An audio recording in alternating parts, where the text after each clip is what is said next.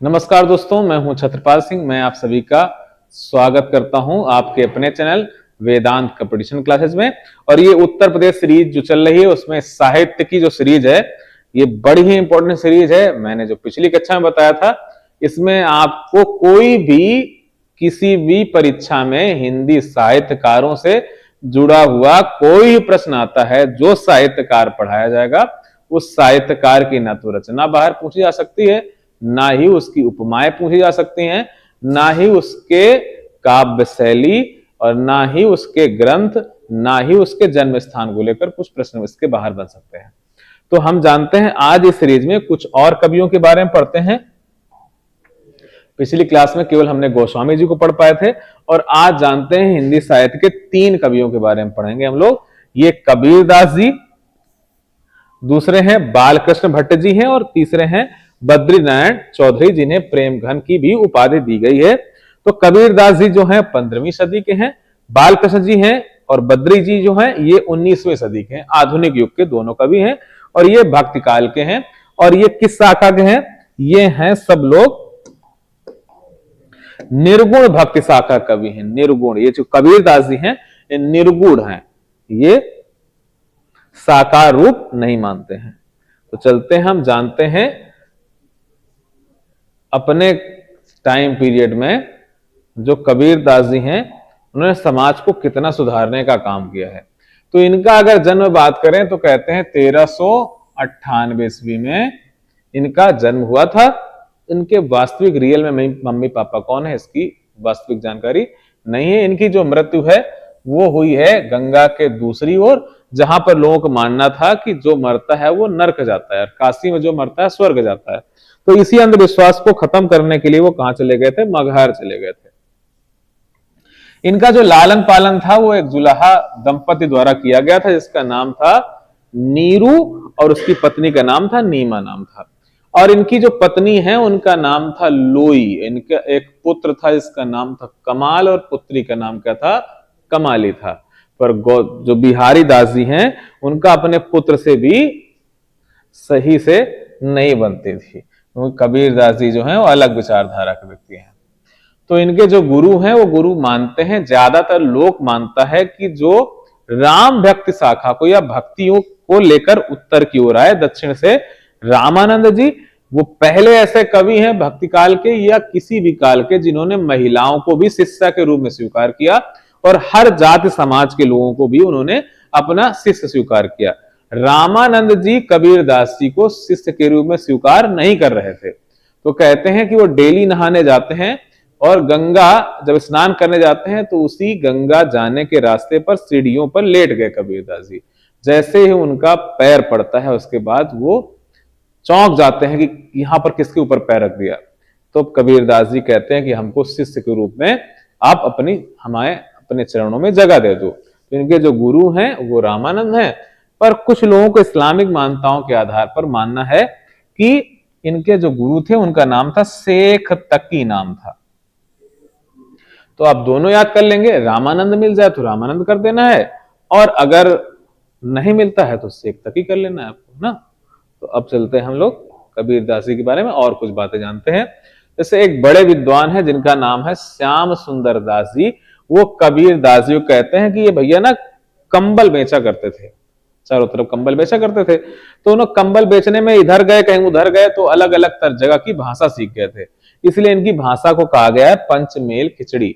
तो किस साहित्यकार की भाषा को पंचमेल खिचड़ी कहा है, या कबीर की भाषा कैसी थी? पंचमेल खिचड़ी थी। किस विद्वान द्वारा पंचमेल खिचड़ी कहा गया है? तो श्याम सुंदर दास द्वारा कहा गया। हजारी प्रसाद द्विवेदी कहते हैं कि ये भाषा के बहुत तगड़े तानाशाह थे, भाषा के डिक्टेटर थे। तो भाषा के डिक्टेटर किस कवि को कहा जाता है? कबीरदास जी कहते हैं। ऐसा कथन किसका है? हजारी प्रसाद द्विवेदी का है। और बच्चन सिंह कहते हैं कि रेडिकल सुधारक कहा है इन्हें, इन्हें संत भाषा कहा है। तो ये सब बातें जो हैं ये किसके बारे में बताई गई हैं? कबीरदास जी के बारे में बताई गई हैं। इनकी एक बड़ी रचना है, एक ही रचना है, इसके अलावा कोई रचना नहीं, इस रचना पर कोई विवाद नहीं है। इनकी रचना है बीजक, जिसका संकलन किसके द्वारा किया गया है? संकलन किया गया धर्मदास। धर्मदास जो हैं वो कबीरदास के शिष्य हैं, क्योंकि कबीरदास जी स्वयं कहते हैं मसी कागज छुयो नहीं, कलम गई नहीं हाथ में। भैया पढ़ा लिखा नहीं हूं, कलम तक कुछ हुआ नहीं है और कागज पकड़ा नहीं है, भैया मैं कैसे लिखूंगा। तो इसीलिए उनका जो संकलन है, रचनाकार धर्मदास नहीं है, बल्कि वो संकलन है कबीर द्वारा बोले गए शब्दों को धर्मदास ने एक पुस्तक पर लिख दिया है। तो बीजक किसकी रचना है? कबीरदास की। और इसका संकलन करने का काम किसने किया है? उनके से, जिसका नाम है धर्मदास। इसके 3 कालखंड हैं, उसके 3 भागों में बांटा गया है, साखी, सबद और रमैनी। ये आप कक्षा 9 से तो पढ़ ही रहे होंगे इनके बारे में, और हो सकता है पहले से ही पढ़ रहे हो। तो अब साखी, सबद जो रमैनी है, साखी जो है वो उनका पहला अंग है, उसमें शिक्षा और सिद्धांतों का उपदेश दिया है कबीरदास जी ने। इसमें 19 इसके भाग हैं, सॉरी 59 इसके भाग हैं। प्रथम अंग जो है उसमें उन्होंने गुरुदेव को जगह दी है, गुरुदेव को जगह दी है। तो गुरु की महत्ता को उल्लेख किया, किसने किया है? कबीरदास ने। अंतिम अंग बात करें तो अभिहड़ को अंग, अभिहड़ को अंग, अभिहड़ माने जानते हैं आप लोग क्या होता है? तो ये आप कमेंट करके बताएं कौन कौन सा अभिहड़ जानते हैं, तो अगली कक्षा में बताते हैं कि ये अभिहड़ होता क्या है। तो अभिहड़ को अंग क्या है, इसका मतलब क्या है? सबद, माया, संसार जो जगत है सब कहते हैं मिथ्या है, जो हमको लग रहा है कि हमारे रिश्ते हैं, ये हमारी पत्नी है, ये हमारा पुत्र है, ये हमारे मौसा है, फूफा है, ये प्रेमिका है, ये सब क्या है? जगत नश्वर है और ये सब माया है। इसी माया में आदमी जो फंसा रहता है, तो असली जो जगत का ब्रह्म है उसको हम भूल जाते हैं। ये गाने योग है, गे है। और रमैनी की बात करें तो ईश्वर संबंधित कुछ विचारों को प्रकट किया है। ये छंद है, दोहा छंद में इन्होंने इसका वर्णन किया है। अब जानते हैं हम आधुनिक काल के एक बड़े कवि जिनका नाम आपके सामने है, वो है बालकृष्ण भट्ट जी हैं। तो बालकृष्ण भट्ट जी आधुनिक साहित्य के एक बड़े कवि हैं, भारतेंदु युग के बड़े कवि हैं। और भट्ट साहब जो हैं उनका जन्म हुआ है 1844 ईस्वी में और उनकी मृत्यु हो गई है 1914 मृत्यु हो गई। इनके पिताजी का नाम था बेनी प्रसाद भट्ट और माता का नाम है पार्वती। पापा का नाम है बेनी प्रसाद जी और माता का नाम है पार्वती देवी नाम है। आचार्य रामचंद्र शुक्ल जी इनके बारे में कहते हैं हिंदी आलोचना का वास्तविक जनक। जो हमारे देश में आलोचना जो ग्रंथों में करना शुरू किया गया, तो वो सबसे पहले भट्ट जी द्वारा ही किया गया है। और ऐसा कथन किसका है? रामचंद्र शुक्ल का है। भारतेंदु जो युग है, उस युग में सबसे अधिक मुहावरों का, लोकोक्तियों का सबसे अधिक अगर प्रयोग किया है तो भट्ट जी के द्वारा किया गया है। पुस्तकीय समीक्षा ना, आप देखते होंगे ना कि जब भी कोई फिल्म रिलीज होती है तो उसके समीक्षाकार उसमें रिव्यू देते हैं, रेटिंग देते हैं। ऐसा ही कोई पुस्तक लिखी जाती थी, उस पुस्तक के बारे में रेटिंग या समीक्षा करने का काम भट्ट साहब ने किया है। चारों वेदों पर टीका लिखने वाला कवि कौन है? तब भी भट्ट साहब हैं। साहित्य को जन समूह का हृदय कहा है। इन्होंने कहा साहित्य जो है ये हृदय की भांति है, पूरे जनता है उसका हृदय है, जनसंवाद का एक माध्यम है। अब इनके देखते हैं कुछ रचनाएं, जो उपन्यास है उसमें है नूतन ब्रह्मचारी एक इनकी रचना है, एक है 100 अजान एक सुजान। 100 अजान एक सुजान पंडित जी की बहुत बढ़िया कहानी इसमें उल्लेख की गई है, तो आप इस किताब को पढ़ सकते हैं। 100 अजान एक सुजान। अब एक जैसे एक कृति का नाम है सुजान सागर। सुजान सागर जो है वो बाबा घनानंद की रचना है। घनानंद जी की जो प्रेमिका है उनका नाम है सुजान। सुजान के बारे में उन्होंने लिखा है, किसी दिन बताएंगे सुजान के बारे में, कितना प्यार करते हैं सुजान को पता नहीं है, क्योंकि यहां पर मामला जो है एक तरफा प्यार का है। अब सामने वाले को बताओ तो कम से कम कि यार प्यार कर रहे हो उसको, और सुजान को पता नहीं, घनानंद बाबा खूब प्यार करते चले जा रहे हैं। तो राज दरबार में उसको देख कर गा रहे हैं, तो राजा ने भगा दिया, भैया यहां चले जाओ तुम। तो उनको लगा कि ये सुजान को बुला रहे हैं कि चलो आओ सुजान तुम भी पीछे चले आओ हमारे। अब सुजान को क्या पता उससे कभी इजहार किया, उसको प्रपोज किया, उसको गुलाब दिया हो घनानंद बाबा ने, तो वो चली जाती और उसको कुछ पता नहीं काहे बुला रहे हैं, वो आई नहीं। तो उसी के बारे में, उसी के वियोग में उन्होंने एक बड़ी रचना कर दी है। एक है सुजान चरित। सुजान चरित जो है वो एक कवि है, उनका नाम है सूदन। तो ये भी याद रखना है बच्चों, 100 अजान एक सुजान रचना है भट्ट साहब की, और सुजान चरित है सूदन की, और सुजान सागर किसकी? घनानंद जी की रचना है। हमारी घड़ी, गुप्त वैरी, उचित दक्षिणा, सद्भाव का भाव, रहस्य, ये जो रचना है ये भट्ट साहब की रचना है। इनके सभी जो उपन्यास हैं वो पूरे नहीं है, पूर्ण नहीं कर पाए। लिखना, नई नई किताबें लिखने का उनको बहुत शौक था, लेकिन उसको सोचते थे कि हम लास्ट रूप दे देंगे, उससे पहले उनकी क्या हो गई? मृत्यु हो गई उनकी 1914 में। नाट्य रचनाएं अगर देखें तो पद्मावती है, शिक्षा सदन है, वेणी संहार है, किराता अर्जुनियम है। अगर ये किराता अर्जुनियम संस्कृत भाषा में बच्चों पूछी जाए तो ये संस्कृत भाषा में लिखी है भारवी ने लिखी है, भारवी। और ये जो भारवी हैं किस राजा के दरबार में रहते थे? तो पल्लव वंश के एक राजा थे जिनका नाम था सिंह विष्णु नाम था। पल्लव वंश के राजा का नाम क्या था? सिंह विष्णु नाम था। दमयंती स्वयंवर, ये भी रचना किसकी है? भट्ट जी की। और चंद्रसेन, ये इनकी नाट्य रचना है।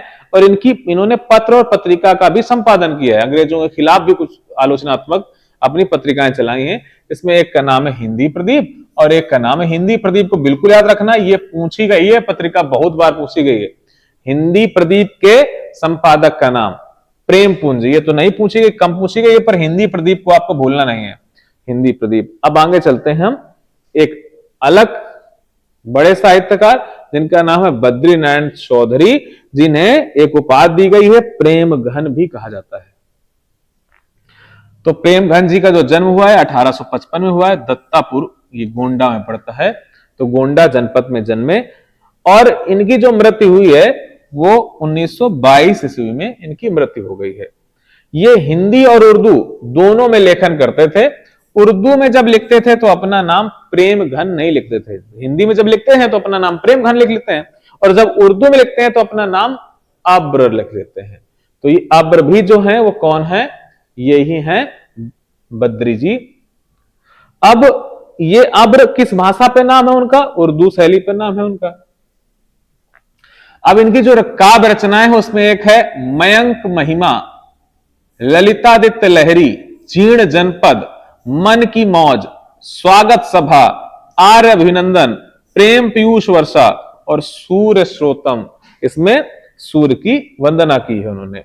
भारत बधाई, पितर प्रताप, हार्दिक हर्षदर्श, अलौकिक लीला, मंगलासा, वर्षा बिंदु, होली की नकल।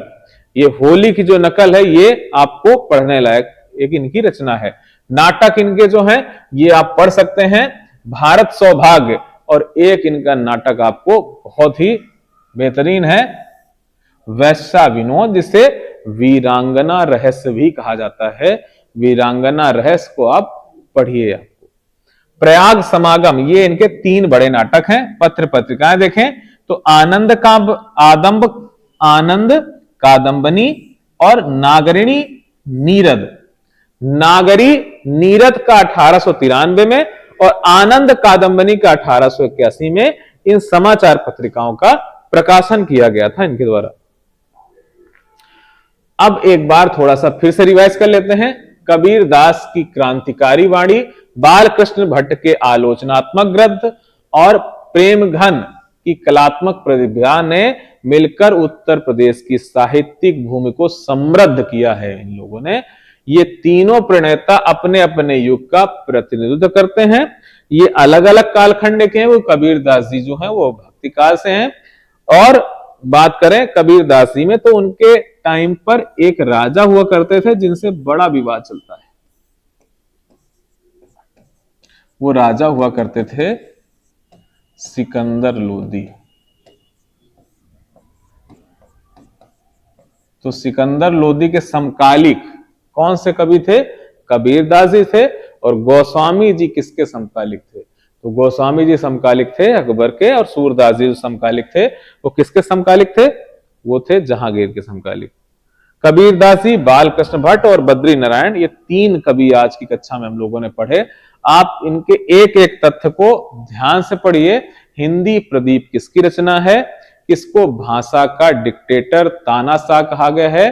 किसकी भाषा को पंचमेल खिचड़ी कहा गया है, ये किसने कहा है, इन सब तथ्यों को आप ध्यान से आप समय देकर इस वीडियो को 2 बार 3 बार 4 बार जितनी बार आप देखना चाहें आप देखेंगे तो आपको ऐसे ही कंठस्थ हो जाएंगे। 3-4 बार आप इनको रिव्यू करिए, बार बार आप देखिए तो आपको ऐसे ही कंठस्थ हो जाएंगे। जब भी आप कुछ काम कर रहे हो आप इसको प्ले कर लीजिए और सुनते रहिए। तो आप लोगों को वीडियो कैसा लगा आपको कमेंट के माध्यम से उत्तर दें और चैनल को लाइक करें, सब्सक्राइब करें और वीडियो को अधिक से अधिक शेयर करें। धन्यवाद, नमस्कार, जय हिंद।